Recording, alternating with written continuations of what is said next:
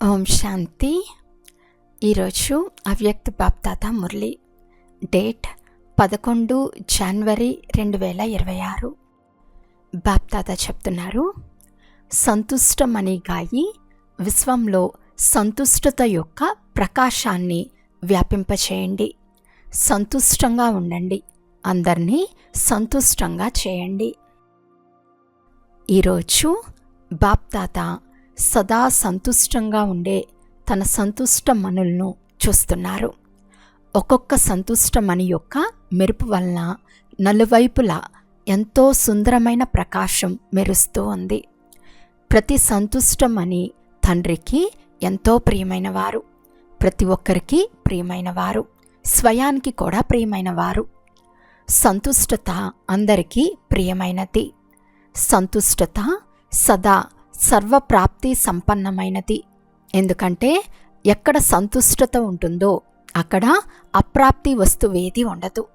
సంతుష్ట ఆత్మలో సంతుష్టత అనేది సహజ స్వభావంగా ఉంటుంది.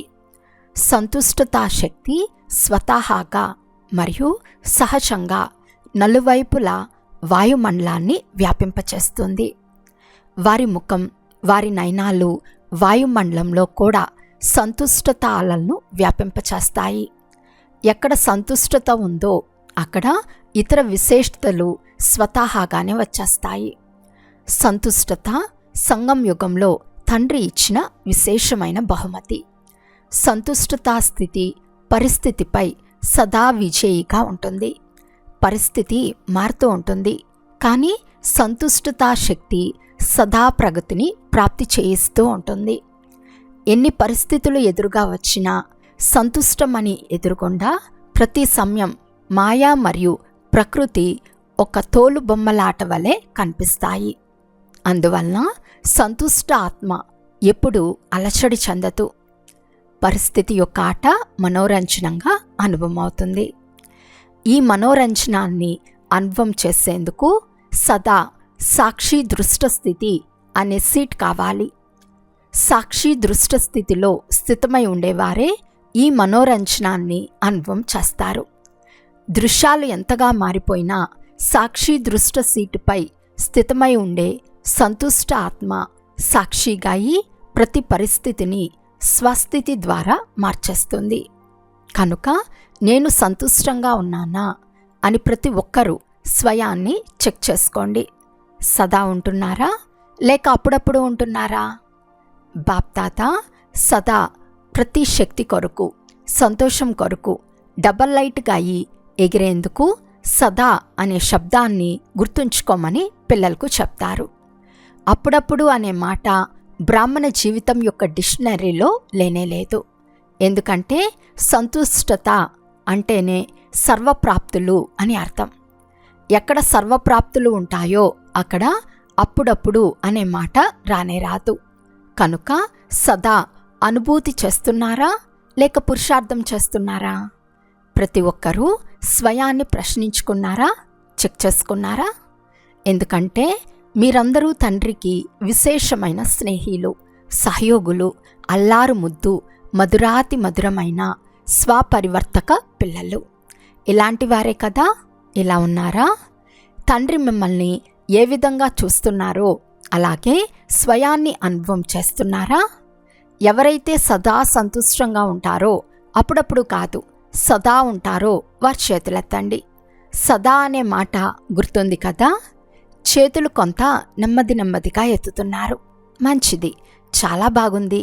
కొద్ది కొద్దిగానే ఎత్తుతున్నారు. ఆలోచించి ఆలోచించి ఎత్తుతున్నారు. ఇప్పుడు సమయం మరియు స్వయాన్ని రెండింటినీ చూసుకోండి అని బాప్దాద మాటి మాటికి అటెన్షన్ ఇప్పించారు. సమయం యొక్క వేగాన్ని మరియు స్వయం యొక్క వేగాన్ని రెండింటినీ చెక్ చేసుకోండి. పాస్ విత్ హానర్గా అయితే అవ్వవలసిందే కదా. నేను తండ్రికి రాజా బిడ్డను కదా అని ప్రతి ఒక్కరూ ఆలోచించండి. స్వయాన్ని రాజా బిడ్డగా భావిస్తున్నారు కదా. ప్రతిరోజు బాప్దాద మీకు ఏమని ప్రియస్మృతులు ఇస్తారు? అల్లారు ముద్దు పిల్లలు అని అంటారు. మరి ముద్దు పిల్లలుగా ఎవరుంటారు? ఎవరైతే తండ్రిని ఫాలో చేస్తారో వారే ముద్దు పిల్లలుగా ఉంటారు. అంతేకాక ఫాలో చేయటం చాలా చాలా సహజం. ఏ కష్టమూ లేదు. ఒక విషయంలో ఫాలో చేసినట్లయితే సహజంగా అన్ని విషయాలలో ఫాలో చేసినట్లే అయిపోతుంది. ఒకే వాక్యాన్ని తండ్రి ప్రతిరోజు స్మృతి ఇప్పిస్తారు. అది ఏదో గుర్తుంది కదా, స్వయాన్ని ఆత్మగా భావించి తండ్రినైన నన్ను స్మృతి చేయండి. ఒకే వాక్యం కదా. స్మృతి చేసే ఆత్మ ఎవరికైతే తండ్రి యొక్క ఖజానా లభించిందో వారు సేవ చేయకుండా ఉండలేరు. ఎందుకంటే లెక్కలేనంత ప్రాప్తి ఉంది, తరగని ఖజానా ఉంది. దాత యొక్క పిల్లలు దానం ఇవ్వకుండా ఉండలేరు. మీలో చాలామందికి ఏ టైటిల్ లభించింది? డబల్ విదేశీయులు. టైటిల్లోనే డబల్ అని ఉంది. బాప్దాదాకు కూడా మీ అందరినీ చూసి సంతోషంగా ఉంటుంది. అంతేకాక వాహ్ నా పిల్లలు వాహ్ అని సదా స్వతహాగా పాట పాడుతూ ఉంటారు. మంచిది. భిన్న భిన్న దేశాల నుండి ఏ విమానంలో వచ్చారు? స్థూలంగా ఏ విమానంలో అయినా వచ్చి ఉండవచ్చు. కానీ బాప్దాదా ఏ విమానాన్ని చూస్తున్నారు? అతి స్నేహం అనే విమానంలో మీ అత్యంత ప్రియమైన ఇంటికి చేరుకున్నారు. ఈరోజు బాప్దాదా పిల్లలు ప్రతి ఒక్కరికి విశేషంగా ఇదే వరదానమిస్తున్నారు. ఓ అల్లారు ముద్దు ప్రియమైన పిల్లలు, సదా సంతుష్టమనులుగా అయి విశ్వంలో సంతుష్టతా ప్రకాశాన్ని వ్యాపింపచేయండి. సంతుష్టంగా ఉండండి మరియు సంతుష్టంగా చేయండి. చాలామంది పిల్లలు ఏమంటారంటే, సంతుష్టంగా ఉండటం అయితే సహజమే, కానీ సంతుష్టంగా చేయటం కొంత కష్టంగా అనిపిస్తుంది. బాప్దాదాకు తెలుసు, ఒకవేళ ప్రతి ఆత్మను సంతుష్టపరచాలి అంటే దాని విధి చాలా సహజమైనది. ఒకవేళ ఎవరైనా మీతో అసంతుష్టంగా అయితే లేక అసంతుష్టంగా ఉంటే, వారైతే ఎలాగూ అసంతుష్టంగా ఉన్నారు, కానీ మీపై కూడా వారి అసంతుష్టత యొక్క ప్రభావం ఎంతో కొంత పడుతుంది కదా. వ్యర్థ సంకల్పాలైతే నడుస్తాయి కదా. కానీ బాప్దాదా శుభభావన శుభకామన యొక్క మంత్రం ఏదైతే ఇచ్చారో, ఒకవేళ మిమ్మల్ని మీరు ఈ మంత్రం యొక్క స్మృతి స్వరూపంగా ఉంచుకున్నట్లయితే మీలో వ్యర్థ సంకల్పాలు నడవవు. వీరు ఇలాంటివారు, వీరు అలాంటివారు అని మీరు తెలుసుకున్నప్పటికీ స్వయాన్ని సదా అతీతంగా, వారి వైబ్రేషన్ నుండి అతీతంగా మరియు తండ్రికి ప్రియంగా అనుభవం చేయండి. మీ అతీతమైన మరియు తండ్రికి ప్రియమైన శ్రేష్ఠ స్థితి యొక్క వైబ్రేషన్లు ఆ ఆత్మ వరకు చేరుకోకపోయినా వాయుమండలంలో అయితే తప్పకుండా వ్యాపిస్తాయి. ఒకవేళ ఎవరైనా పరివర్తన కాకపోతే మీ ఆంతరికంలో ఆ ఆత్మ యొక్క ప్రభావం వ్యర్థ సంకల్పాల రూపంలో పడుతూ ఉంటే వాయుమండలంలో అందరి సంకల్పాలు వ్యాపిస్తాయి. కనుక మీరు అతీతంగా మరియు తండ్రికి ప్రియంగా అయ్యి ఆ ఆత్మ యొక్క కళ్యాణం కొరకు కూడా శుభభావన శుభకామనలను ఉంచుకోండి. చాలాసార్లు పిల్లలు ఏమంటారంటే, వారు తప్పు చేశారు కదా, కనుక మేము కూడా ఫోర్స్గా అంటే ఆవేశంగా చెప్పాల్సి వస్తుంది. కొద్దిగా మా స్వభావము నోరు కూడా ఫోర్స్గా అయిపోతాయి. వారు తప్పు చేశారు, కానీ మీరు ఏదైతే ఫోర్స్ చూపించారో మరి అది తప్పు కదా. వారు తప్పు చేశారు, మీరు మీ నోటి ద్వారా ఫోర్స్గా ఏదైతే మాట్లాడారో దాన్ని క్రోధం యొక్క అంశము అని అంటారు. మరి అది రైటా? ఒక తప్పు మరొక తప్పును సరిచేస్తుందా? ఈనాటి సమయానుసారం మీ మాటలను ఫోర్స్ఫుల్గా తయారు చేసుకోవటం, దీనిపై కూడా విశేషమైన అటెన్షన్ ఉంచుకోండి. ఎందుకంటే బిగ్గరగా మాట్లాడటం లేక విసిగించుకొని మాట్లాడటం వలన వారైతే మారరు, కానీ ఇది కూడా 2వ నంబర్ వికారం యొక్క అంశము. నోటి ద్వారా పుష్పాలు వర్షించినట్లు మాట్లాడాలని అంటారు. మధురమైన మాటలు, చిరునవ్వుతో ఉన్న ముఖము, మధురమైన వృత్తి, మధురమైన దృష్టి, మధురమైన సంబంధ సంపర్కం, ఇవి కూడా సర్వీస్ యొక్క సాధనాలు. కనుక రిజల్ట్ చూసుకోండి. ఒకవేళ ఎవరైనా తప్పు చేశారనుకోండి, మీరు వారికి అర్థం చేయించాలనే లక్ష్యంతో, మీకు వేరే లక్ష్యం ఏమీ లేదు, మీ లక్ష్యమైతే చాలా మంచిదే, వారికి శిక్షణ ఇస్తున్నారు, అర్థం చేయిస్తున్నారు, కానీ రిజల్ట్ ఏం చూశారు? వారు మారుతున్నారా? ఇంకా ముందు కొరకు మీ ఎదురుగా రావటానికి భయపడతారు. కనుక మీరు ఏదైతే లక్ష్యం ఉంచుకున్నారో అదైతే జరగదు. కనుక మీ మనసా సంకల్పాలు, మాటలు మరియు సంబంధ సంపర్కాన్ని సదా మధురంగా, మధురాతి సంపన్నంగా అనగా మహాన్గా తయారు చేసుకోండి. ఎందుకంటే వర్తమాన సమయంలో మనుషులు ప్రాక్టికల్ జీవితాన్ని చూడాలనుకుంటున్నారు. వాచా ద్వారా సేవ చేసినప్పుడు వాచా సేవకు ప్రభావితమై సమీపంగా అయితే వస్తారు. ఈ లాభం అయితే ఉంది. కానీ ప్రాక్టికల్ మధురత, మహానత, శ్రేష్ఠ భావన, నడవడిక మరియు ముఖంను చూసి స్వయం కూడా పరివర్తన అవ్వాలని ప్రేరణ తీసుకుంటారు. ఇక మున్ముందు సమయం యొక్క పరిస్థితులు పరివర్తన అయినప్పుడు అలాంటి సమయంలో మీ అందరి ముఖం మరియు నడవడిక ద్వారా చాలా సేవ చేయాల్సి వస్తుంది.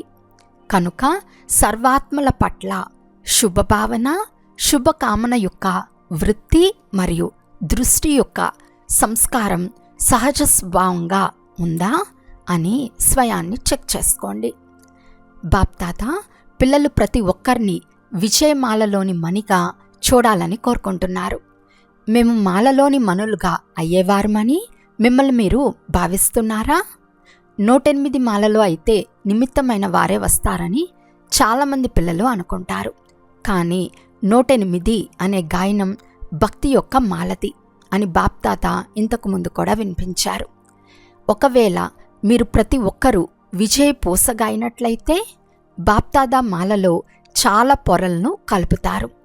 బాప్దాద హృదయం అనే మాలలో విజయీ పిల్లలైన మీ ప్రతి ఒక్కరికి స్థానముంది. ఇది తండ్రి ఇస్తున్న గ్యారంటీ.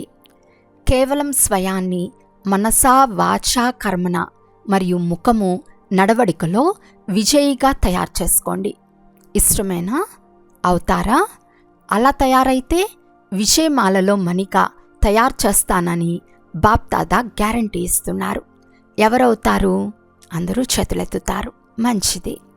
అయితే బాప్దాదా మాల లోపల మాలను తయారు చేయటం ప్రారంభిస్తారు. డబల్ విదేశీలకు ఇష్టమే లేక కష్టమా? కష్టం అనిపిస్తుందా?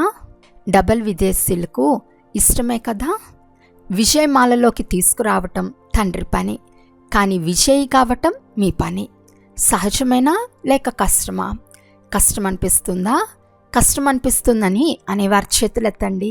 కష్టం అనిపిస్తుందా? కొద్ది కొద్దిగా ఎవరో కొంతమంది ఉన్నారు. బాప్దాదా చెప్తున్నారు. బాప్దాదా అని మీరు అంటున్నప్పుడు బాబా అని అనటం ద్వారా తండ్రి నుండి వారసత్వం లభించదా?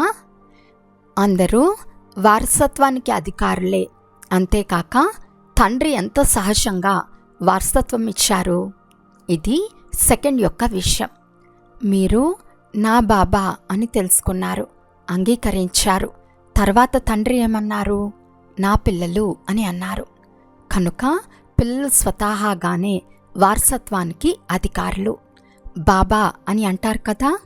అందరూ నా బాబా అనే ఒకే మాటను పలుకుతారు. ఇలాగే ఉన్నారు కదా. నా బాబా అని అంటారు కదా. నా బాబా అని అంటారు కదా. ఇందులో చేతులెత్తండి. నా బాబా అని అన్నప్పుడు మరి నా వారసత్వం కదా. నా బాబా అని అన్నప్పుడు నా వారసత్వం కూడా బంధింపబడి ఉంది.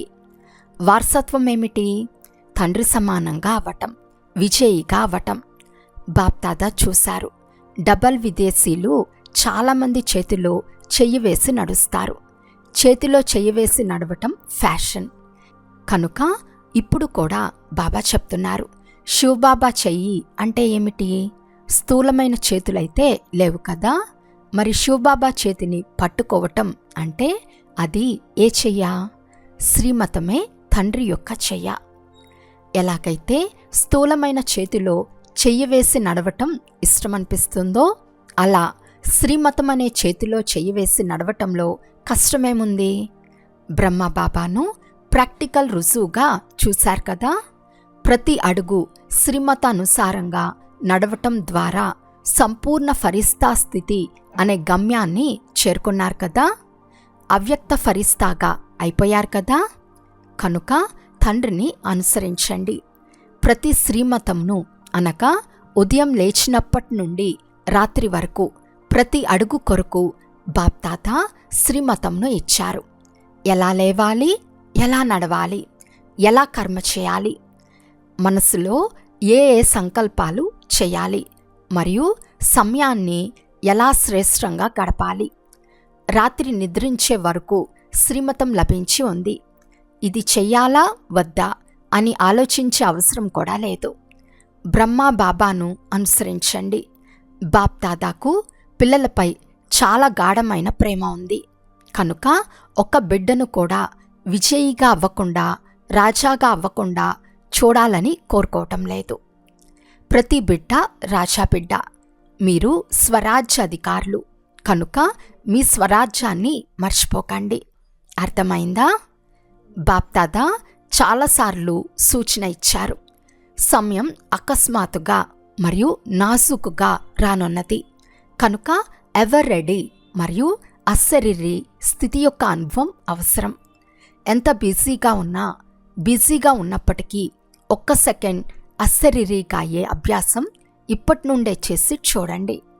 మేము చాలా బిజీగా ఉంటామని మీరంటారు. ఎంత బిజీగా ఉన్నా ఒకవేళ మీకు దాహం వేసిందనుకోండి, అప్పుడేం చేస్తారు? నీరు త్రాగుతారు కదా.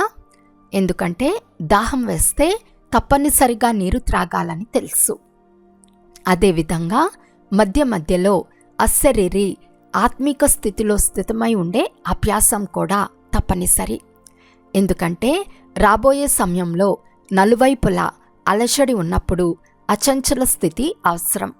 కనుక ఇప్పటి నుండే చాలా కాలపు అభ్యాసం చేయకుంటే అతి అలజడి సమయంలో అచంచలంగా ఎలా ఉంటారు? పూర్తి రోజంతట్లో 1-2 నిమిషాలు కేటాయించి సమయ ప్రమాణంగా ఆత్మిక స్థితి ద్వారా అశరీరీగా అవ్వగలనా అని చెక్ చేసుకోండి. చెక్ చేసుకుని చేంజ్ చేసుకోండి. కేవలం చెక్ చేసుకోకండి, చేంజ్ కూడా చేసుకోండి. మాటిమాటికి ఈ అభ్యాసాన్ని చెక్ చేసుకోవటం ద్వారా, రివైజ్ చేసుకోవటం ద్వారా సహజ స్థితి తయారైపోతుంది. బాప్దాదాతో స్నేహం ఉంది.